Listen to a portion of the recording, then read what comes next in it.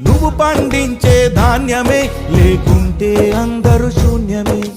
కోట్లు పెట్టి బిల్డింగులు కట్టి అందులో తుల దూకుతూ ఉన్నా ఆకలైతే నీ అన్నమే లేకుంటే అందరి బతుకులు సున్నమే. రాజులు మంత్రులు బలిసిన వాళ్ళు ఎవరైనా నీ మట్టిలో పంటే లేకుంటే ఇక మన్నేలే. ఓ పంచభక్ష పరమాన్నం తిని నిన్ను పట్టించుకునే వాడు లేడు. రైతు రైతు రైతో పాడుగాను నీ రాతో. మెతుకు మెతుకుపై నీ పేరున్న మెతుకులాట నీ బతుకు చివరకు చేరుతుంది చితికో.